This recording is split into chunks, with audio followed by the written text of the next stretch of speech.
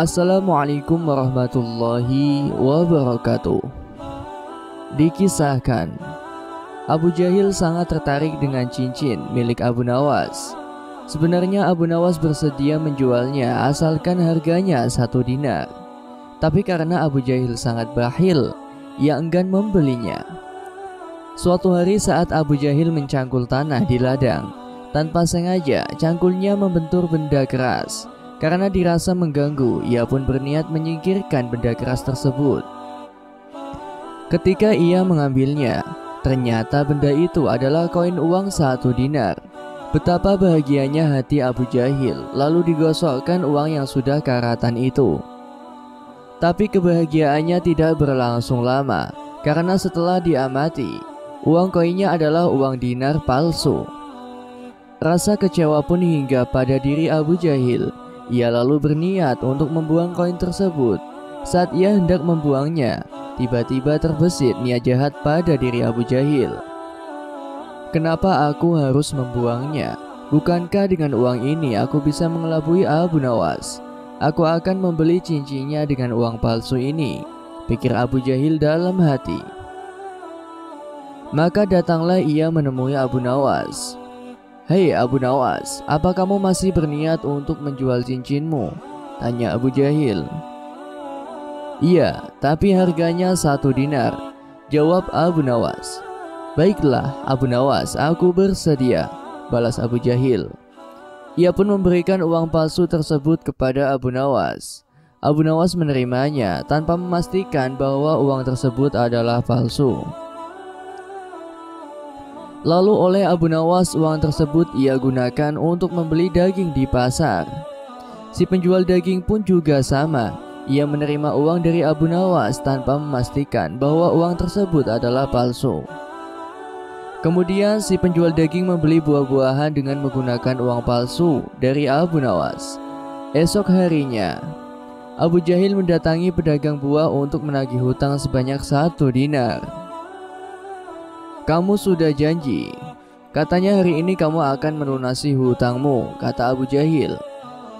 Si pedagang buah langsung memberikan uang palsu yang diperolehnya dari si penjual daging. Dengan hati gembira, Abu Jahil langsung pulang ke rumah.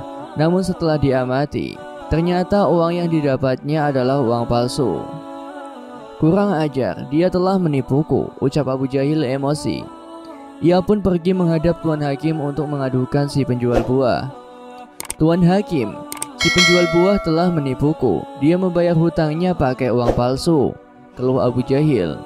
Mendengar keluhan Abu Jahil, kemudian Tuan Hakim memanggil si pedagang buah. "Kenapa kamu membayar hutang pakai uang palsu?" tanya Tuan Hakim. "Ampun Tuan Hakim, saya sendiri tidak tahu saya mendapatkan uang tersebut dari si penjual daging," jawab si penjual buah. Maka dipanggillah si penjual daging untuk menghadap Tuan Hakim. "Apakah benar kemarin kamu beli buah-buahan pakai uang ini?"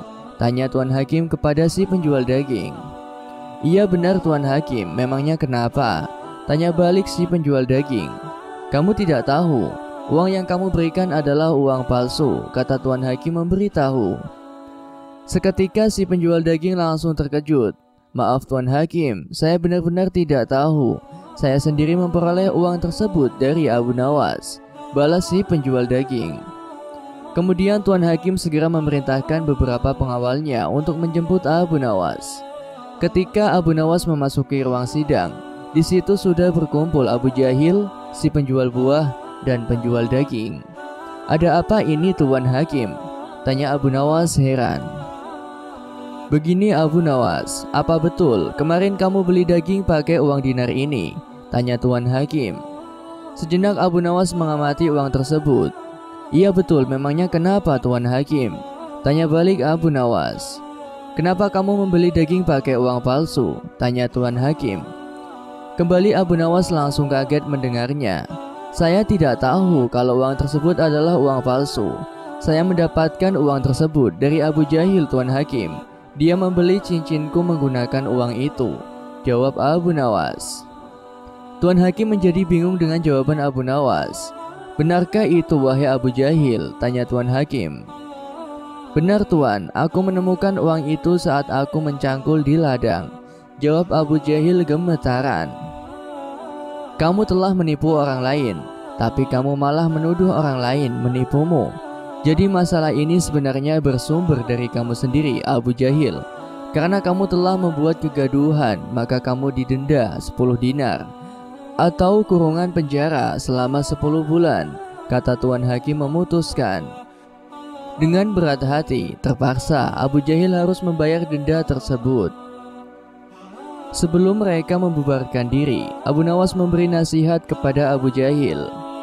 "Hai Abu Jahil, ada pepatah mengatakan, barang siapa yang menggali lubang untuk saudaranya, maka dia sendiri yang akan terjatuh di dalamnya," ucap Abu Nawas. Demikianlah kisah yang dapat saya sampaikan. Semoga bermanfaat dan bisa menginspirasi kita semua. Wassalamualaikum warahmatullahi wabarakatuh. Demikianlah kisah yang dapat saya sampaikan. Semoga bermanfaat dan dapat menginspirasi kita semua. Sampai jumpa lagi di cerita-cerita selanjutnya. Wassalamualaikum warahmatullahi wabarakatuh.